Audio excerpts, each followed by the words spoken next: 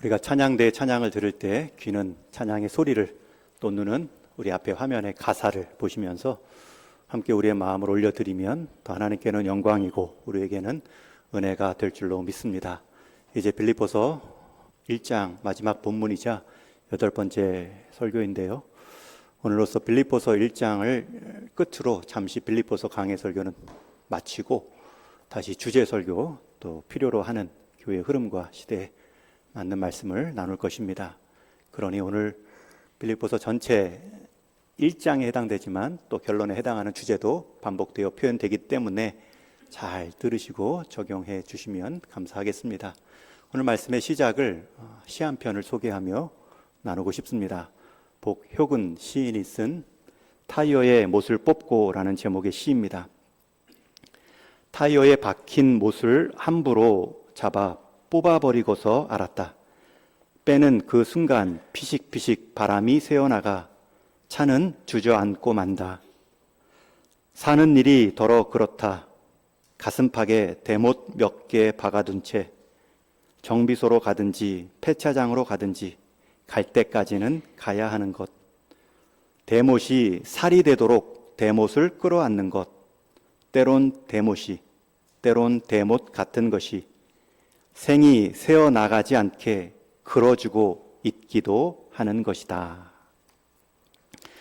타이어가 인생이라면 그 인생의 가장 위기는 못이 박히는 것입니다. 그러나 더 위기를 오늘 시인은 말합니다. 박힌 것이 위기가 아니라 함부로 그 못을 뺄 때 위험하다. 막혀있는 대로 박힌 그 상태로는 타이어가 아플 수 있지만 굴러가는 데는 문제가 없습니다. 그러나 빼는 순간 바람과 함께 타이어도 주저앉습니다. 우리 인생도 대목 같은 고난이 예고 없이 찾아와 박힐 때가 있습니다. 순간 깜짝 놀라 그것을 즉시 빼버리고 싶지만 시인은 말합니다. 한 번 더 그 대못이 살이 되도록, 타이어가 되도록 끌어 알아보라. 우리의 삶에 긴장감이라는 바람이 빠지지 않도록 아주 가끔은 그것 때문에 아파서 울지만 더 올곧아질 수 있다는 기대를 갖고, 오늘 본문의 내용도 타이어와 못에 관한 말씀입니다. 우리 인생의 은혜와 고난에 관한 말씀입니다. 먼저 사도 바울은 1장을 마무리하며 이렇게 명령형으로 핵심 본문을 요약하고 있습니다. 27절에 우리 앞에 보시고 한번 명령형을 읽겠습니다. 시작. 오직 너희는 그리스도의 복음에 합당하게 생활하라. 우리 1층 로비에 새겨있는 말씀입니다. 여기서 생활하라 라는 단어는 너희의 생활, 삶으로 너희가 어디에 속한 자인지를 보여주어라, 증명하라 라는 뜻입니다. 그래서 생활하라 라는 표현 앞에는 항상 소속에 해당하는 표현이 나오죠. 오늘 본문에는 그리스도의 복음에 합당하게, 이 말은 다시 표현하면 너희가 생활로 그리스도의 복음에 속한 자임을 드러내라. 너희의 삶이 너희의 믿음을 증명해 보이도록 하라. 여러분, 이것이 1장뿐만 아니라 빌립보서 전체의 결론입니다. 4장에 가서도 너희의 시민권은 하늘에 속한 하늘 시민권이다 말하고 있죠. 4장에도 똑같이 표현이 나오고 있습니다. 이 편지를 받고 있던 빌립보 성도들은 무엇에 맞게 생활하라, 너희의 삶으로 증명하라 라는 표현이 쉽게 와닿았습니다. 왜냐하면 당시 빌립보 지역은 로마의 식민지입니다. 그런데 환경이 좋고 땅이 비옥해서 거기에는 퇴역한 로마 군인들이 많이 집단으로 이주해 살고 있었습니다. 여러분, 로마 시민권자를 가진 로마 퇴역한 군인들이 피지배국, 그 빌립보 지역의 모든 환경을 누리지만 그들의 소속은, 그들의 정체성은 바뀌지 않습니다. 누린다고 해서 빌립보 피지배국이 되는 것이 아닙니다. 우리의 정체성은 로마 시민권에 합당한 삶을 살고 있다. 그래서 빌립보 지역의 사람들은 로마 시민권을 얻어 저들 로마 군인처럼 사는 것이 인생 목표입니다. 그런데 사도 바울은 말하죠. 너희는 로마 시민권자로서 너희의 정체성을 맞게 살지 말고 오히려 하늘 시민권자로서 너희의 생활을 증명하라. 믿음 없는 빌립보 지역의 사람들은 로마 시민권이 인생 목표지만 믿음 안에 사는 빌립보 성도들은 하늘 시민권으로 우리의 생활을 증명해야 됩니다라는 뜻입니다. 그러나 그렇게 살기가 쉽지 않죠. 우리도 이 땅을 살아가지만 하늘에 속한 시민권자임을, 하늘에 속한 하늘 백성임을 드러내는 일은 쉽지 않습니다. 왜냐하면 그 생활과 함께 따라오는 고난이 있기 때문입니다. 그 믿음 때문에 당해야 될 핍박이 있기 때문입니다. 우리 29절 말씀도 같이 읽습니다. 시작. 그리스도를 위하여 너희에게 은혜를 주신 것은 다만 그를 믿을 뿐 아니라 또한 그를 위하여 고난도 받게 하려 하심이니라. 여기서 은혜와 고난을 한 쌍으로 말합니다. 여러분, 타이어 인생에 있어서 고난 같은 타이어를 마모시키고 때로는 박히게 하는 가시들은 한 쌍입니다. 오히려 타이어가 그 수만 킬로를 달렸는데 하나도 못이 박히지 않거나 한 번도 가시 같은 것에 찔리지 않았다는 것은 거의 주차장에만 있었을 차이입니다. 여러분, 배는 항구에 있을 때 가장 안전합니다. 그러나 배를 지은 목적은 항구에 보존하기 위함이 아닙니다. 여러분, 우리 인생 은혜 가운데 거할 때에도 하나님은 우리 인생 고난을 허락하십니다. 그 고난을 통하여서 하나님은 우리의 은혜의 은혜됨을 기억나게 하십니다. 사도 바울은 말합니다. 은혜와 고난은 한 쌍이다. 여러분, 믿음 없는 사람도, 하나님 모르는 사람도 고난 속에 살아갑니다. 하나님 믿는 사람도 고난을 피할 수 없습니다. 그러면 무슨 차이가 있을까요? 똑같이 고난을 피할 수 없다면 하나님을 왜 믿어야 됩니까? 여러분, 성경의 수많은 인물들은 말합니다. 성도 안에서, 은혜 안에서 고난은 그 의미가 다르다. 선한 일을 하다 당한 고난도 있다. 그것은 상급이 있다. 믿음을 지키다 당하는 고난도 있다. 그것은 영광이 있다. 내 죄를 깨닫게 하기 위한 하나님의 고난도 있다. 그것은 고침이라는 유익이 있다. 여러분, 성도의 고난은 유익합니다. 우리를 더 은혜에 합당한 그릇으로 빚어 가시는 과정입니다. 그렇기 때문에 성도 역시 아픔 없는 고난은 없지만 동시에 의미 없는 고난도 없습니다. 모든 성도의 고난은 살리는 고난, 자라나는 고난입니다. 그러기에 우리 성도는 고난 없는 인생을 위해 기도하지 않고 고난을 이겨낼 수 있는 믿음을 위해 기도하며 사는 것입니다. 지금도 고난 중에 계신 우리 성도와 가정이 있습니다. 저는 기도합니다. 그 고난이 더 은혜를 깨닫는 기회가 되게 해 주십시오. 우리의 성도의 삶은 복음 따라 살아가는 삶입니다. 그러나 그 여정에도 고난은 피해가지 않습니다. 사도 바울의 삶이 그러했고요. 성경에 나오는 인물들이 그러한 삶을 자기 삶으로 증명합니다. 대표적으로 구약의 다니엘과 세 친구도 복음에 합당한 하나님을 의식하는 인생이었습니다. 그러나 그 하나님을 인정하는 삶 때문에 고난을 받습니다. 다니엘은 유다 포로 출신으로 바벨론과 페르시아 제국의 총리가 됩니다. 여러분, 한 나라의 정부가 바뀌면 총리가 바뀌죠. 그런데 이 다니엘은 정부가 바뀐 정도가 아니라 지배하는 나라가 바뀌어도 자기 총리직은 유지합니다. 그만큼 은혜 가운데 탁월한 직분을 감당했음을 알 수 있습니다. 바벨론의 느불갓네살 왕, 바사의 벨사살과 다리오 왕까지 왕은 바뀌어도 총리직은 이어져 가고 있습니다. 그만큼 그는 흠 잡을 데 없이 총리직을 감당했고 그것을 시기한 본국 사람들이 바벨론이든 페르시아 사람이든 고위직 간부들이 질투합니다. 기회를 엿보다가 다니엘을 고소할 틈을 찾습니다. 그러나 어떤 흠도 잘못도 발견할 수 없습니다. 여러분, 복음에 합당한 삶은 복음을 핑계로 내 삶의 세상의 직분을 소홀히 하지 않는 것입니다. 자기 업무에 책임지고 감당하는 것입니다. 믿음 때문에 믿음 없는 삶으로 인해서 책망받지 않도록 노력하는 것입니다. 부정과 부패, 눈가림과 속임수로 자기 직분 감당하지 않는 삶이 복음에 합당한 삶입니다. 다니엘은 높은 총리 직임에서도 고발할 내용을 찾지 못하자 이제 그의 가장 큰 장점을 그의 단점으로 만들어 신앙의 문제를 꼬투리 삼습니다. 다니엘에게 신앙 때문에 불리한 법을 제정하도록 왕에게 가서 항소하죠. 30일 동안 한 달만이라도 왕 외에 다른 신이나 다른 사람에게 기도하지 못하도록, 기도하는 자가 발견되면 사자굴에 넣어 죽임당하도록 왕에게 제안합니다. 왕은 그것이 자기의 왕권을 강화하는 줄 알고 다니엘을 생각하지 못하고 그 조소에 도장을 찍어줍니다. 다니엘처럼 복음에 합당한 삶, 하나님을 의식한 삶, 하나님을 향한 충성과 자기에게 맡겨진 직분에, 자기 세상 상관에 충성스러운 그 모습이 때로는 질투를 일으킬 수 있고요. 때로는 신앙을 흠잡아 우리를 공격할 수도 있습니다.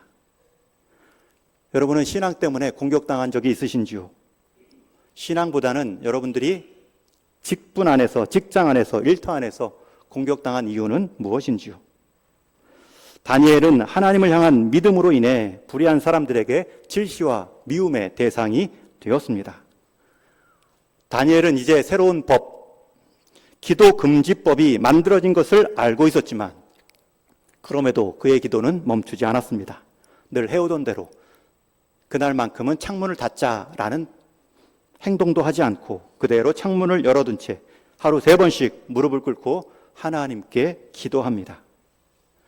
다니엘이 자기를 모함에 빠뜨리려는 사람들의 계략을 모르고 사자굴에 던져질 그 내용을 모른 채 행한 것이 아닙니다.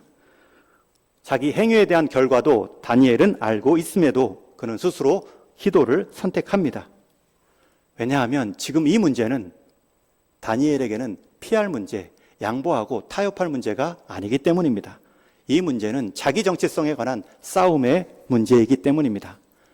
여러분, 때로는 신앙생활 하다가 믿지 않는 사람들의 수준에 맞추어서 우리를 좀 낮추고 양보하는 타협의 행위를 할 수도 있습니다. 그 정도는 허용될 수 있지요. 그 정도는 상대에 대한 배려로 이해할 수도 있습니다. 그러나 그 행동을 약점 삼아 우리의 정체성을 흔드는 시험할 때가 있습니다. 여러분, 그때는 나를 낮추고 양보할 문제가 아니라 그것은 싸움할 문제입니다. 정체성에 있어서 타협은 없고요, 돌파할 문제입니다. 다니엘은 그 기도의 자리, 나를 고발하기 위해 나를 훔쳐보는 사람도 있겠지만 그 기도의 자리, 나의 믿음을 지켜보시는 하나님의 지켜보심도 있음을 다니엘은 알고 있습니다. 내가 말씀을 순종하게 되면 나를 미워하는 사람들이 사자굴에 나를 넣을 수도 있지만 내가 말씀에 순종하게 되면 그 사자굴에서도 나를 책임지실 하나님이 계시다는 것을 다니엘은 알고 있었기 때문입니다. 다니엘은 자신을 시기하는 자들이 쳐놓은 함정 가운데 늘 하던 하나님께 기도하는 일, 그 일로 태도로 맞서고 있습니다. 다니엘에게 있어서 진정 위험한 함정은 그런 세상 위협 때문에 내 기도를 멈추고 내가 하나님 찾는 것을 멈추는 것이, 내 정체성을 부인하는 것이 가장 큰 위험이다. 그렇게 여기고 기도할 뿐입니다. 만약 다니엘이 하나님을 찾는 기도의 순서를 1순위로 놓지 않았다면 얼마든지 함정이라는 것을 알았기에 문 닫고 할 수도 있고, 일정한 한 달여 30일의 시간이 있었기 때문에 30일만큼은 멈추자, 충분히 피할 수도 있었습니다. 그러나 다니엘은 사람에게 순종하지 않고 하나님을 더 크게 의식하는 선택을 합니다. 다니엘을 지켜보던 사람들이 그의 기도 장면도 보았습니다. 고소했고 처벌을 요구합니다. 다니엘을 아꼈던 다리오 왕은 다니엘을 구하고 싶지만 구할 방법이 없어 난처해야 합니다. 다니엘을 살리고 싶지만 자기가 직접 도장 찍은 그 조서를 부정할 수가 없습니다. 그러나 하나님께서는 다니엘을 지키십니다. 세상 왕은 다니엘을 지킬 수 없었지만 하나님은 다니엘을 지키십니다. 다니엘의 입을 지키시기 위해 사자의 입을 막았고 다니엘을 모함한 그 입들을 사자의 입에 넣어 버리셨습니다. 여러분, 다니엘은 기도 때문에 시험도 받았지만 결국은 기도 때문에 살아났습니다. 여러분, 우리는 신앙 때문에 어려움도 당하지만 결국 신앙 때문에 일어서는 것입니다. 이것이 오직 너희는 그리스도의 복음에 합당하게 생활하라, 정체성이 너희의 복음을 드러내도록 생활하라 라는 뜻입니다. 여러분의 합당한 삶의 대상은 무엇입니까? 하나님은 복음에 합당하게 생활하라 삶의 우선순위를 말씀합니다. 그 복음 때문에 고난도 있지만 그 복음 때문에 고난도 바꾸어 버리는 하나님의 역사도 있음을 말씀합니다. 다시 질문합니다. 여러분은 지금 무엇에 합당하게 삶의 우선순위를 두고 있습니까? 당시 빌립보 교인들은 로마 시민권자로서의 로마 특혜를 입고 사는 자들의 그 넉넉함을 보고 있습니다. 그러나 사도 바울은 더욱 그 로마 시민권자의 특혜를 넘어서는 하늘 시민권자의 합당한 삶을 도전하고 있습니다. 여러분, 빌립보 교회만 들을 것이 아니라 우리 동인교회 성도님들도 들으셔야 됩니다. 그러면 어떻게 그 고난을 함께 이겨나갈 수 있을까? 다니엘에게는 세 친구가 있었고요. 오늘 사도 바울도 함께라는 한 마음을 강조합니다. 우리 27절 중반절부터 28절 중간까지 앞에 화면 보시고 함께 말씀 읽겠습니다. 시작. 이는 내가 너희에게 가보나 떠나 있으나 너희가 일심으로 서서 한 뜻으로 복음의 신앙을 위하여 협력하는 것과 아무 일에든지 대적하는 자를 인하여 두려워하지 아니하는 이 일을 듣고자 함이라. 그래서 성도의 고난은 혼자만의 고난이 되어서는 안 됩니다. 서로의 근황을 나누셔야 되고 서로의 기도 제목을 나의 기도 제목 삼는 협력이 필요합니다. 나는 두려워하지만 상대는, 기도하는 자들은 두려워하지 않는 모습을 보고 내 두려움도 벗어날 수 있습니다. 또 나의 담대함이 누군가의 두려움을 덮어줄 수도 있습니다. 사도 바울은 협력함으로, 한 뜻으로, 일심으로 하나됨의 방법을 3번이나 다른 표현으로 말하고 있습니다.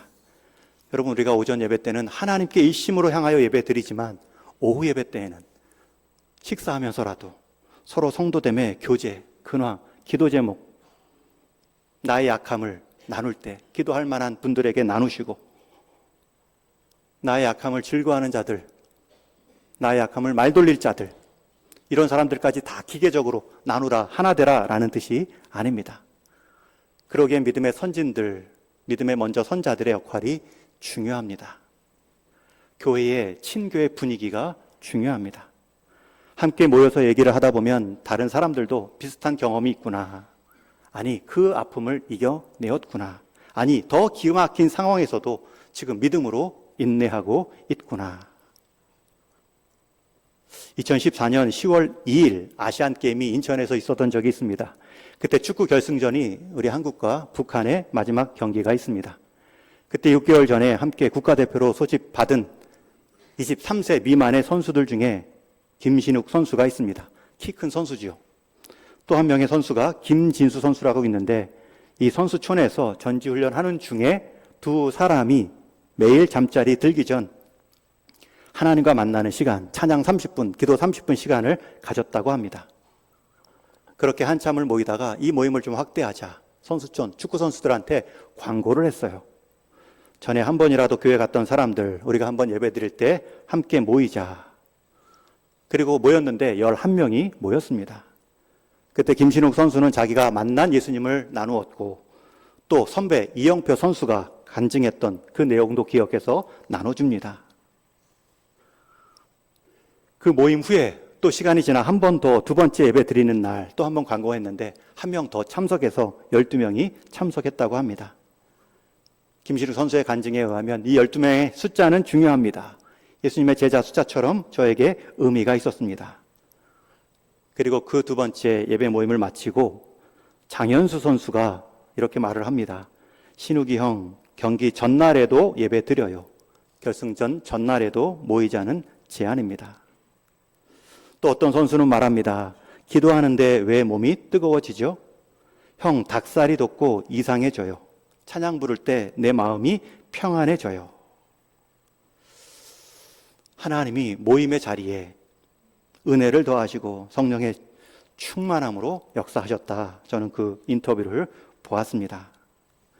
결국 마지막 모임에도 함께 기도로 준비했고 결승전에 금메달을 땄죠.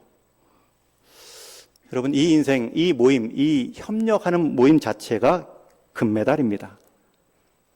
홈구장에서 전력도 약한 북한 선수들 이겨 금메달 딴 것 자체가 의미 있는 것이 아니라 그 준비 과정에서 그 어린 선수들을 그 두려움 가운데 떨리는 마음들을 하나님을 바라보게 했던 협력을 선도했던 믿음의 선진들의 귀함이 있죠. 여러분, 교회 안에는 이런 믿음의 선진들의 역할자가 있고요, 또 필요로 합니다. 말씀 안에서, 기도 안에서 이끌어가는 것. 말씀과 기도를 하고 있지만 그것을 경험하지 못한 자들을 향한 격려의 간증의 나눔들. 여러분, 이러한 삶을 바울은 살았고 다니엘도 살았고 우리 국가대표 선수들도 살았고 이제 우리도 살아가야 됩니다. 그래서 사도 바울은 이 싸움은, 이 모습은 너희들에게도 해당된다. 30절에 이렇게 말씀하죠. 우리 30절 말씀을 같이 읽겠습니다. 시작. 너희에게도 그와 같은 싸움이 있으니 너희가 내 안에서 본 바요 이제도 내 안에서 듣는 바니라. 그 싸움이 무엇입니까? 은혜와 고난의 싸움입니다. 은혜로 고난을 삼키는 것입니다. 고난 때문에 은혜가 사라지지 않도록 오히려 고난이 은혜를 더 크게 만드는 그릇으로 쓰임받을 수 있다.